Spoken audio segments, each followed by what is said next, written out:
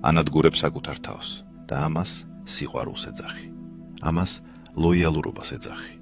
ამას კარგ ადამიანად ყოფნას ეძახი. მაგრამ რეალობის ცივ შუქზე ეს არც ერთი მათგანი არ არის. ეს არის მორალურ საბანში გახვეული თვითსაბოტაჟი. ადამიანის ბუნების შესახებ არსებობს ერთი დამატერორებელი სიმართლე, რომლის აღიარებისაც უმეტესობას ეშინია. სიმართლე, რომელსაც ნიკოლო მაკიაველი, ბნელი სტრატეგიის ოსტატი, 500 წლის წინ ეუბნებოდა პრინციპსა და მმართველებს. ეს არის გაკვეთილი, რომლის დამარხვასაც ცივილიზებული საზოგადოება გამუდმებით ცდილობს. გაკვეთილი კი ასეთია: ყველას გადარჩენა შეუძლებელია და რაც მთავარია, ყველას არ სურს გადარჩენა.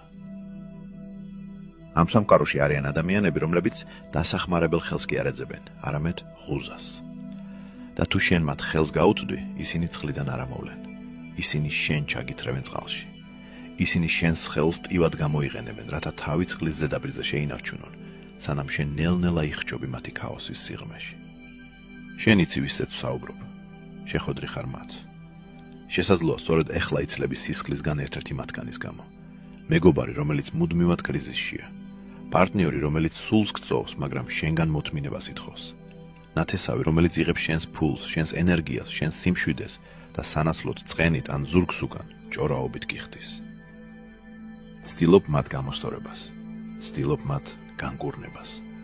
გგონია, რომ თუ საკმარისად გეყვარება, თუ საკმარისად გაიღებ მსხვერპლს, ისინი შეიცვლებიან. მაგრამ მაკიაველი ცივი თვალებით შემოგხედავდა და სასტიკ სიმართლეს გეტყოდა. კაცი, რომელიც ცდილობს ყოველთვის კარგი იყოს, აუცილებლად დაიღუპება იმ მრავალთა შორის, ვინც კარგები არ არიან. თანაგზნობა საზღვრების გარეშე სათნოება არ არის, ეს სისუსტეა. ეს არის ფატალური ხარვეზი, რომელსაც მტაცებლები, პარაზიტები და ნებაყოფლობითი იგნორანტები შენს გამოსაყენებლად გამოიყენებენ მანამ, სანამ ნაჯუჯად არ იქცევი.